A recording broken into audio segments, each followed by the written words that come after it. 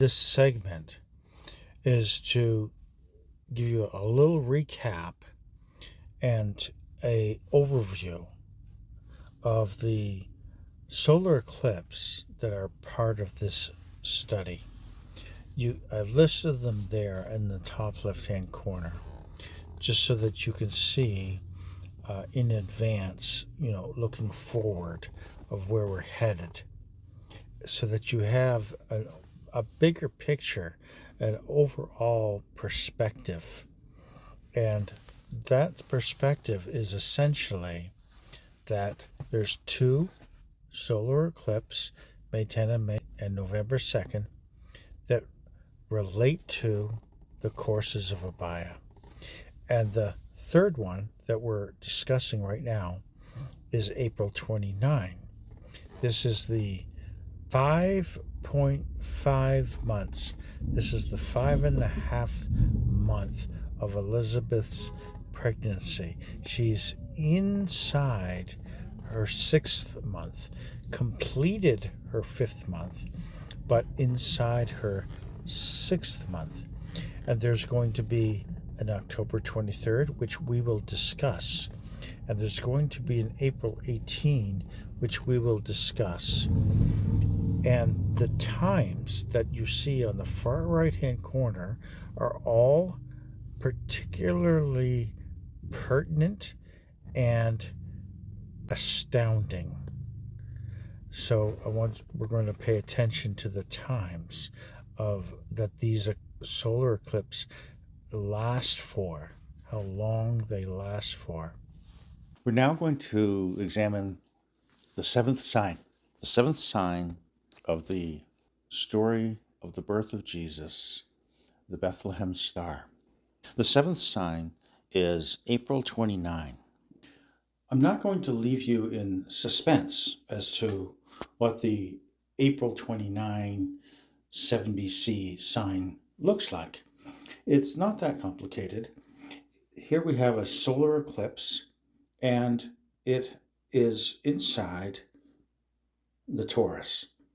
Now the Taurus, I like to discern this to be, it's a bull, but I understand it to be the red heifer. And I'll have to do a separate video on specifically the red heifer, because the red heifer is a parable of the crucifixion of Jesus. It is a parable of how the high priest kills Jesus, which is what actually happened. Red heifer is a perfect specimen. A red heifer, of all the hairs that are on the animal, if they ever found more than 3 hairs that were white, it was disqualified. As soon as they found any qualifying imperfection,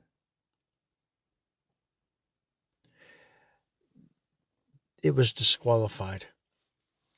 The red heifer represented Jesus. It was and had to be a perfect, super perfect specimen. And so that's why we're mentioning this, because the solar eclipse that represents the angel of God, Gabriel, announcing to Mary that she's going to have a son born unto her as a virgin. In other words, there is no nakedness of shame that comes upon Mary and a man. Mary and a man do not enter into the nakedness of shame to produce the child. She's a virgin. There is no nakedness of shame that Adam and Eve experienced in the Garden of Eden. They hid because of the shame of their nakedness, right? There's no nakedness. And so the virgin has no nakedness and produces out of the perfection of a virgin, the perfection of Christ. And that's just something, you need to ponder on. She's a virgin because there's no nakedness of shame in the conception of Jesus. Not even that. The conception of Cain and Abel required the nakedness of shame between Adam and Eve in order to conceive those children. But in Jesus, he's so perfect that even the nakedness of shame is not involved in his birth. Of course, Rome was complicit as well. It's not just the Jews that killed the Messiah, it was shared. The Gentiles killed the Messiah too. And so I'm not trying to single out Israel or the Jews in terms of the killing of the Messiah. That has led to mass persecutions and awful tragedies and death upon the Jews who were blamed for the killing of Jesus. And that was not true, and that was wrong. However, they were most definitely complicit in terms of their leadership, their spiritual leadership, their high priest at the time, who was of an evil nature, who was bent on power and status and financial well-being, sacrificed Jesus in order to preserve his well-being. And this is the actions of an antichrist. The high priest at the time of Jesus, at the time of his crucifixion, stood below his cross and mocked him, mocked the Messiah. And the red heifer is a very detailed parable of the high priest literally having the blood of Jesus on his hands. And the Jews then and of today still do not understand the red heifer. When Jesus returns, all the understanding that they have missed will come upon them. And that is why we have the 10th day of Tishri, the day of atonement, the days of sorrow. Because in those days of sorrow, when Jesus returns, they are actually going to finally understand that they killed their own Messiah, and they are going to be in the deepest of sorrow on that day, and it'll suddenly come to their realization why they have had to spend 2,000 years in exile and in chaos and in retribution for what they did. But it's all going to come to a head on that feast of the 10th day of Tishri, the Day of Atonement, and they will come finally to full understanding and be forgiven. They will be forgiven even for the death of Messiah. You can be forgiven for murdering the Messiah, but you cannot be forgiven for the denial of the power of God, because it is with the power of God in which you are changed unto eternal life. And if you deny the actual power of God that brings about your salvation, you cannot receive salvation. There's no forgiveness for denying that which actually is the power that saves you.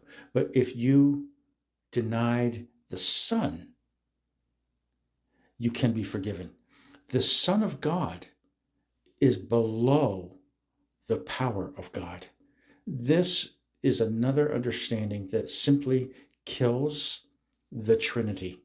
There is no equality between God, his power, and his Son. There is only hierarchy. God is the foremost. His power is not even a being, and his Son is below the Father. They are not co-equal and not triune. And so this solar eclipse is inside Taurus the bull. It's the announcement of the Messiah, the red heifer. In this understanding, there are 5 solar eclipses that are involved. May 10th and November 2nd of 8 BCE were both course of Abia weekdays. We didn't call May 10th a sign because May 10th was no sign at all. The solar eclipse was not visible from Jerusalem in Israel at all. It did show up as a new moon, of course, for them. And it was in the morning. Here you can see it's 10:56. That's the apex where it is geographically in the world, not where it was over Israel. However, the one that was November 2nd was a solar eclipse that happened in the evening. Here you see it at 18:45. It's in the evening. It's after sunset, hour and 43 minutes after sunset. And here we see it lasted for a minute and 40 seconds. That was the eclipse in which the angel Gabriel visited with Zacharias, and he visited for an hour and 43 minutes. And the people were marveling that it took Zacharias so long to come out of the temple. They, of course, were waiting because it was the promise of God that he would meet with the priest and speak to the people through the priest at those times. So they would always gather and meet at the sunset services to learn what God had said. The next solar eclipse is happening about 5.5 months after the conception of John the Baptist. So we had found that Elizabeth waited 5 months after the conception, and that brought you to a lunar eclipse on April the 14th. And now here we are on April 29, so that's about 15 days later. And now there's another solar eclipse, an annular solar eclipse. It's going to last for 5 minutes and 32 seconds. And the angel Gabriel will meet Mary to announce to her that she is going to have a child and that he will be the Messiah. Now, I want to share something with you that's, again, quite special, and it underscores how perfect this is. Gabriel meets with Mary, and he says it's in the 6th month. And as you read further down, of course, he's meeting with Mary, she asked the question, how shall this be, seeing I know not of man? So she questions, just like Zacharias did, but she doesn't receive any sort of penalty for asking a question. The angel simply says, with God, all things are possible. And I think the difference is that Zacharias had a wrong in his past that needed to be righted, and Mary did not. And so there was no justice required for her asking a question. Otherwise, we're just left with this dilemma. Is God unfair? He punishes one for asking a question and he doesn't punish another. God knows the history. This is it. You cannot understand God's judgments. You just don't have enough information to judge God for what looks like an apparent inconsistency. There are no inconsistencies with God, and it is us that fail to see. And that's why we need to be trusting that when you do see an inconsistency, it's time to search a little deeper and maybe find the truth of why God's justice is not inconsistent. And so when he's speaking to her, he tells her that Elizabeth is with child, albeit in her old age. That's a miracle as well as the miracle that you're about to witness. And she is in her 6th month with her. The child is 6 months with her, Elizabeth. So this 6 months, the 6th month, is clearly the time in which Gabriel comes to Mary, and it's in reference to how long Elizabeth has been pregnant for. Now we know, and we just saw, that Elizabeth was 5 months on April the 14th of 7 BCE, and that this is now 15 days later.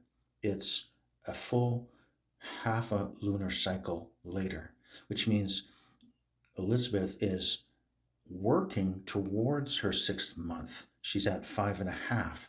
And so it doesn't mean she's literally inside the 6th month working towards its completion. She's completed 5 months, and now she's in her 6th month, which is 5.5 months. 5.5 months. And that's what this means. She's in her 5.5 month. Now, let's go back to our eclipses and see how long does the solar eclipse last in which the angel Gabriel is speaking to Mary. Here we are looking at the April 29 annular solar eclipse in which the angel Gabriel is speaking with Mary. And if you go over to the right, you'll see it's for 5 minutes and 32 seconds. 5.5 minutes. So the number in the verse, give or take a couple of seconds here, is, and the number in the verse isn't necessarily, it's within her 6th month. It's not being 100% precise, and that's okay. We know numerically now, in terms of lunar cycles, it's 5.5 lunar cycles, precisely 5.5 lunar cycles.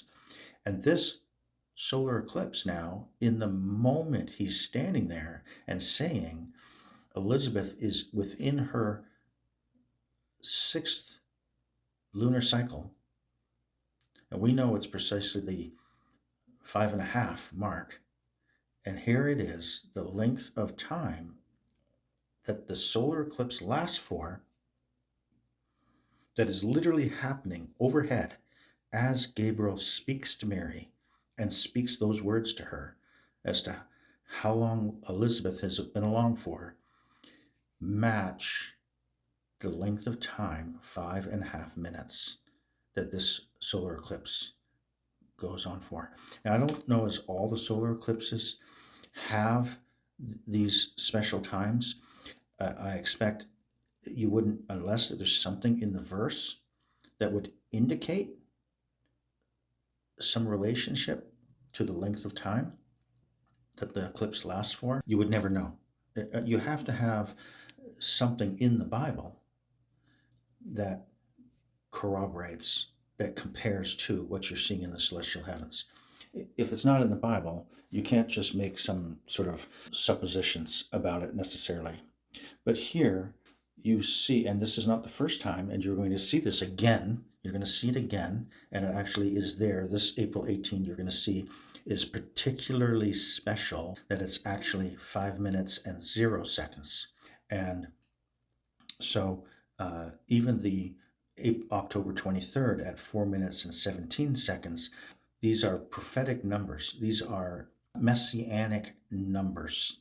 4 and 17 are messianic numbers. All of these times, not the first one, 1 minute and 9 seconds, I really don't know what that relates to, but and that we know that May 10th was not a sign. So that length of time doesn't really mean anything, or doesn't strike me as anything. But these 4 in a row are all significantly relevant to the verses that these solar eclipses apply. In Exodus chapter 30, verse 8, we're given that Aaron lighteth the lamps at even, the twilight. He shall burn incense upon it, a perpetual incense before the Lord throughout your generations. So when Zacharias is burning the incense, this is where it tells us it's at the sunset, at the even, which means the twilight. So it's not, the sun isn't completely gone down. It's the time when the light is exchanging for darkness in the twilight. So that the sun may be actually below the horizon, right? But we're still getting light reflected off the atmosphere from it. And so that reflection light slowly dwindles in exchange for darkness. And that's called the twilight. Aaron and his sons offered the burnt offering on the altar of incense and were appointed for all the work of the place most holy. So that it's, the work of the place most holy is just before the Holy of Holies, right? And that's where you burn the lights, the menorah lights, and the incense and the showbread, right? It's all there in the place most holy. And so that place, those duties were reserved, most highly esteemed, as Zacharias was. You were weeded out by your nature and character and your discipline and your ability to handle responsibilities in a timely manner, in a correct manner, and all these sorts of factors in which they evaluated each other. And those who were esteemed highest would get an opportunity just to be in the lottery. And so that was Zacharias. He was amongst those who were perfect, and he received the opportunity and won the lottery for the particular week in which the angel Gabriel came to visit him. Here I've highlighted the evening and the morning. Both were the same. Every day, every single day, we were to remember the Messiah, which was the lamb offered in the morning. From the moment we rise and get up and wake up to the moment we go to bed in the evening, we were to offer another lamb, so that the lamb was to be remembered in the morning. We are to walk in the lamb all day long and remembered again in the evening before we go to sleep. Every single day. That's what the morning lamb and the evening lamb represent. There is never a time, whether awake or asleep, that you are not to be considering the Lamb of God in your life. Period. That is the pinnacle of the attention that we give to God. That is our praise. That is our worship. We worship Him literally non-stop. So here they're offering the morning services, and they're offering the evening services the same. Offering of a lamb, drink offerings, burning the incense. And when they made these offerings, it says that this would be sunrise and sunset, where I will meet you to speak there unto thee, and there I will meet with the children of Israel. And so this is why the people are standing outside waiting for Zacharias to come out, because they want to hear what it is he has to say, because God may have spoken to him and given him things to say to the people. And this was the promise. And so that was their habit to wait for the high priest to come out. And of course, they were astonished at how long it took Zacharias to come out, because they had a routine expectation of how long it normally takes the priest to come out. And Zacharias exceeded that by a significant amount. And even today, if you have to wait around for an hour waiting, it starts to feel like a long time. You're waiting in a lineup for an hour. Whether it was back then or today, it both still feels like a long time. Let's just recount a small side story that's going on.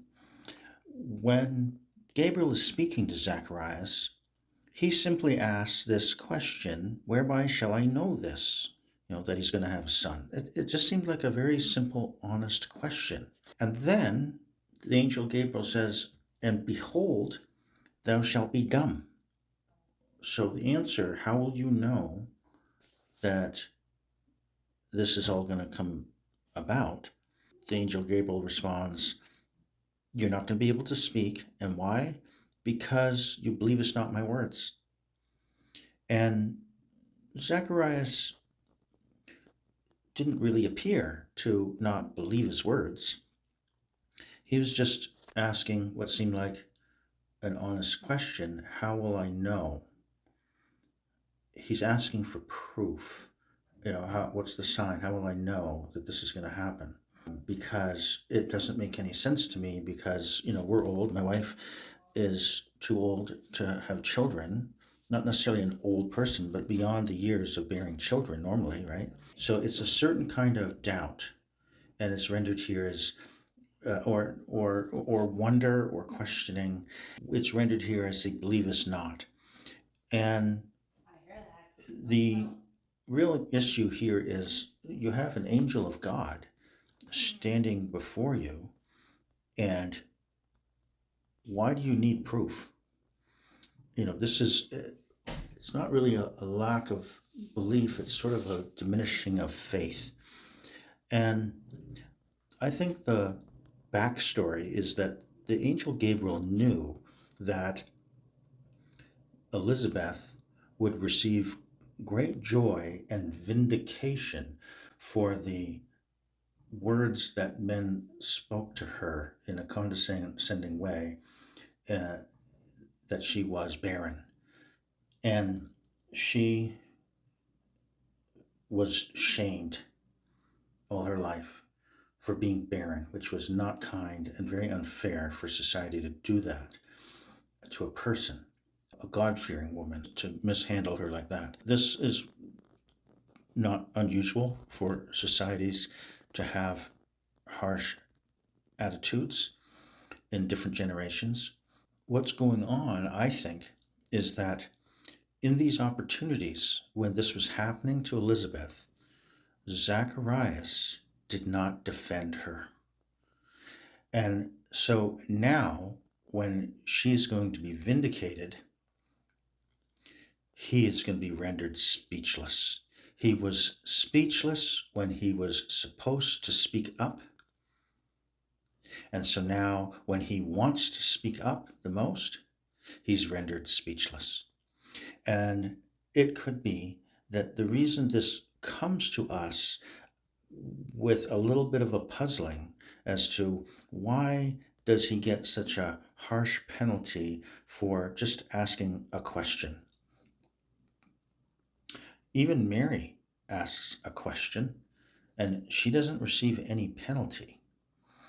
And I think he's receiving a penalty because there's something in his past that he didn't do right. And this chapter is actually teaching us a little bit about the husband and wife relationship and highlighting a common problem in our relationships. And one is women getting put down, and two is men not defending them.